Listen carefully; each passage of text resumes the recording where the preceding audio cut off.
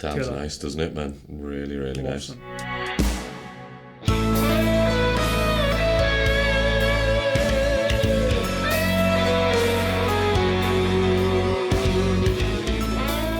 Hey guys, Sam Bell here. I'm here at 42 Gear Street 2 and it is well overdue. I'm here with my friend Jack Gardiner, who most everybody knows who Jack Gardiner is. In fact, I was actually told that you're one of Britain's best kept secrets in terms of, and now you live in Switzerland. Yeah, so Swiss cheese best kept secret. It's been great. We've been hanging out, and Jack's had me on his channel, which is a huge honour. Oh man, don't be silly. I think it's long overdue, as you've said. I think, like I said on my channel, like we've known each other now for years, I guess, virtually. Mm-hmm. It's amazing to be able to finally sit in a room and literally just play. I wish we could jam. That's the only thing that's missing here, isn't it? You know? Yeah, absolutely. But there's always opportunities to jam. Oh yes. We've still been jamming. But it just at the moment with the way it's set up, we can't do that. So, yeah. But one day. Just before we even get into the chat, let's do a little bit of playing. Just as a sort of precursor, we're going into a Tone King Imperial Mark II, which is a kind of Fendery clean amp, which is kind of a blackface sound. And we've got this awesome PlexiRanger from Karl Martin. And when this video is released, it may not be available to buy, but you will be able to get your hands on it eventually. And we're loving it. It sounds filthy, doesn't it, mate? Yeah. I mean, for both of us, like we mentioned in the video over on my channel, I think this is home for us, really, isn't it? It's this 80s rock type sound. Mm-hmm. I'm so happy to see it still being relevant, really, and the kind of go-to sound, you know, for us. Yeah, should we just play? Let's play. Okay. Do you want to take the honours first? Oh well, no. You're my guest on my channel, so I think everyone would like to hear. You're a gentleman, sir. Let's try this. So, just a little word about the guitar then. First, so this is a Maybach LP style guitar with the P90s. Something that I wouldn't usually go for, but I think it actually sounds pretty cool. The only thing is I have to get used to the 4 controls. I'm so used to. I'm terrible. I'm an S-type person. I need that there. Yeah. Yes, totally. Yeah, and the pickup selector being here always kind of freaks me out. It's a little bit alien, but let's give this a go anyway. So I'll start on the neck pickup. So full volume as well. Bear in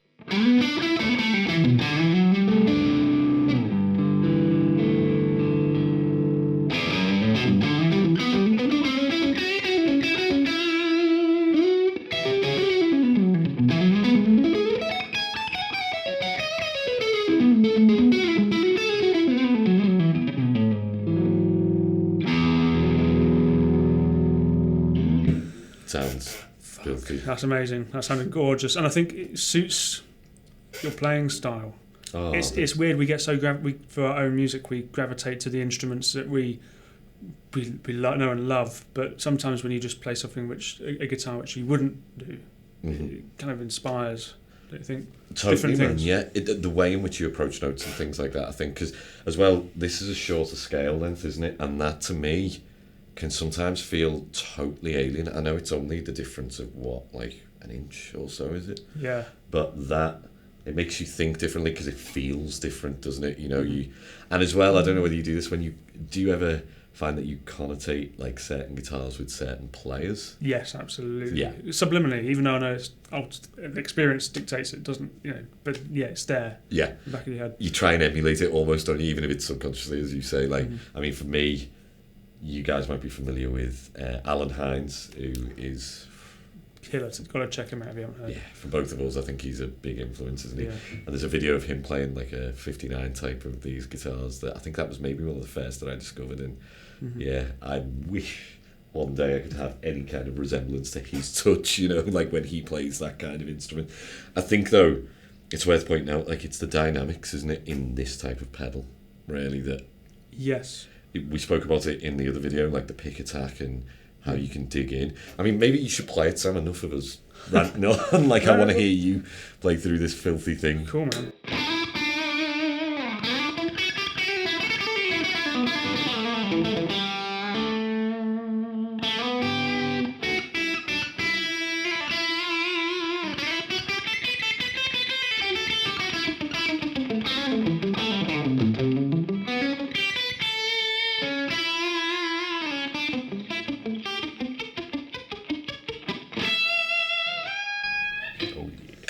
So it's not like overly gainy.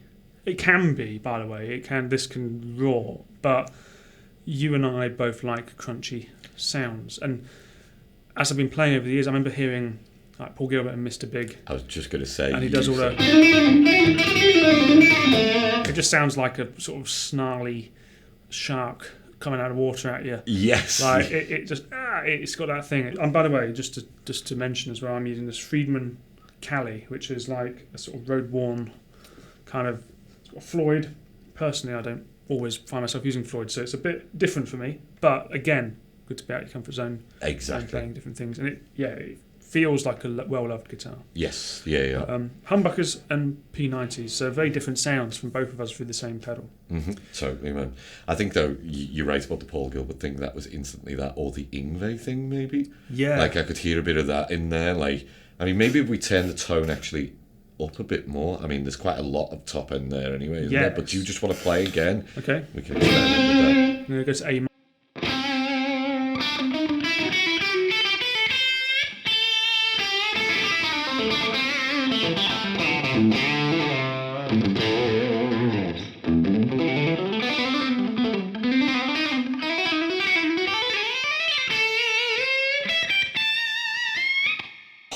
That last note.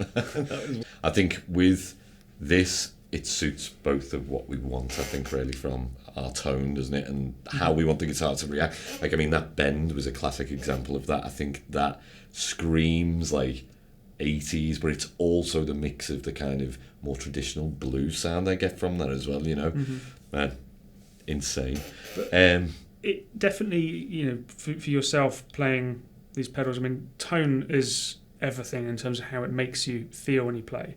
Plexi sounds, I think, when I first heard about a Plexi, it seemed like almost like a clean amp, and then I realised you have to hit to get the distortion. You don't just pluck and it's there. You have to dig in. Yes.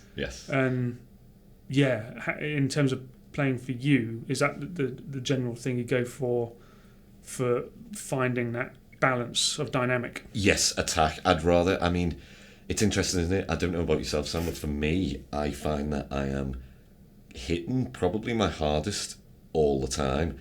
That way I know that I can roll that back in terms of like how hard I'm hitting, if I want the dynamics there. I want it to, I mean, for example, here now, maybe that was a bit too much. But like, let's dial the gain back a little bit. Maybe, yeah, man. But here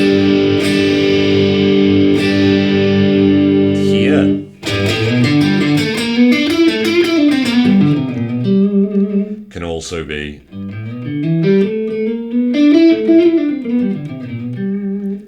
it's all in the attack, isn't it? And the way it responds, I mean, I messed up the second little example of that there. But when you even just going between that is like a clean tone. It's like it's like a warm, fat, clean tone. One of my favourite guys on YouTube is Tim Pierce. Oh, yeah. And he talks about sort of dirty clean.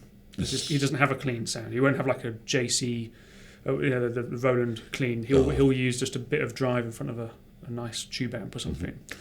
And that with the pedal and the Plexi sound, you can do that as well. Exactly. I mean, man, if we even did that there, you can hear, can't you? If you're...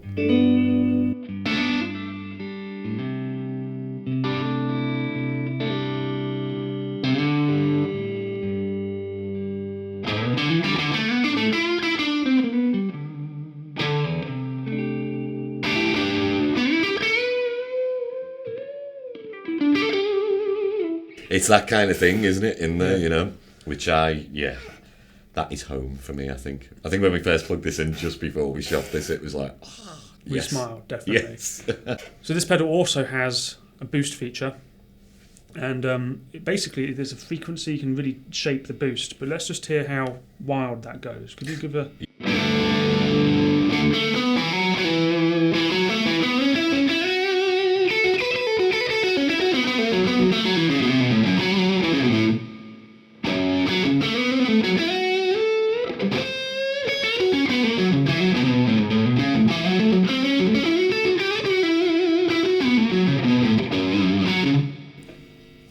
Sounds nice, doesn't it, man? Really, really awesome.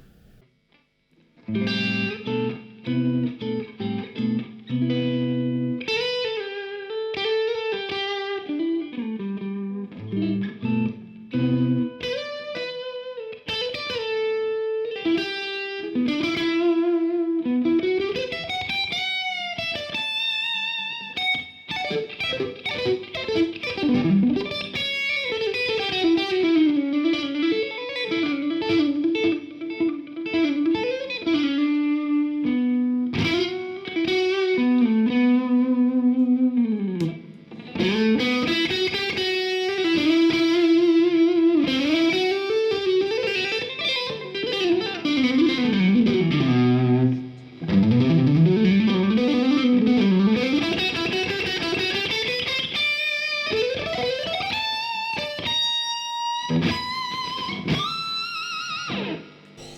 That was filthy, mate. That was really filthy. That's not good. Again, there's clarity in the distortion. Even if it's high gain, it's sort of burning.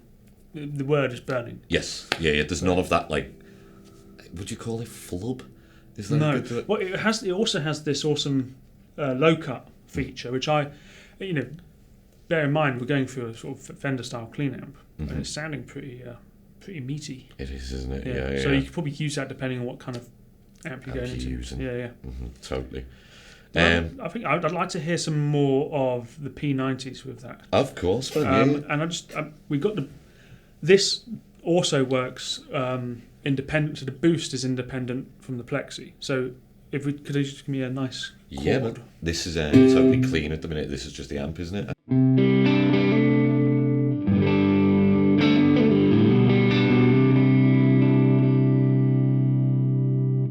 Great. And then if we engage the boost.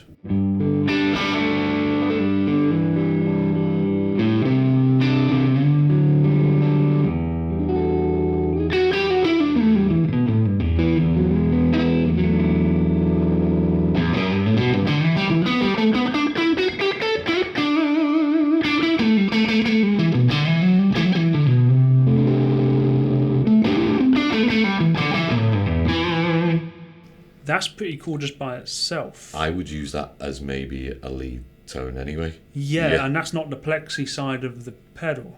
Just the boost, right? So, and this makes me question, like, well, there's so many. It's flexible. Yes, That's the thing. So I'm assuming though the boost and the. So let's just go back to the Plexi. In fact, I'm just going to go for let's try and find a kind of reasonable sound of that. If you.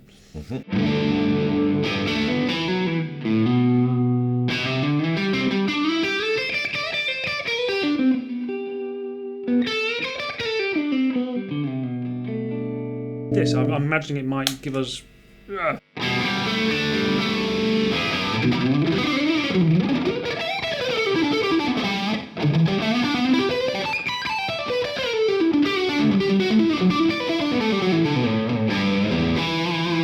So sick, man. It's spanky, isn't it? What I loved was when we were on the boost side by itself, the frequency control here. Yeah. When you were playing with that, the variation was what really shocked me, I think. Can we maybe hear a little bit of that again? Sure. Just so there is... Oh, let me just get my volume up.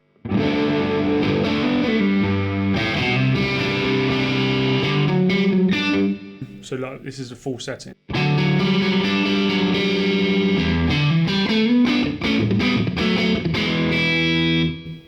It's nice, isn't it? If we go all the other way. That is usable though, isn't it? In a weird...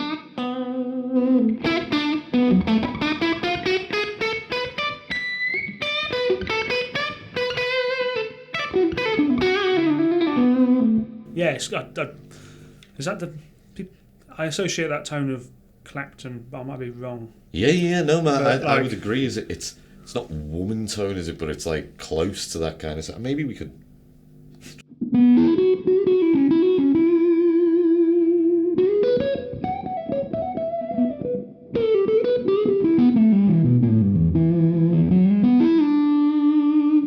That's actually really, really nice, isn't it? Yeah, that's gorgeous, man. Final thing, I just want to thank Jack for his time here on this channel. Thank you, Sam. Honestly, man, it's an absolute pleasure to just be able to hang as well, Yeah, man. Check out the description for his channel, or just search Jack Gardiner, and you'll be overwhelmed with great tuition, awesome music, awesome playing. Please, could you just give us just a little play out? Yeah, of course. Okay.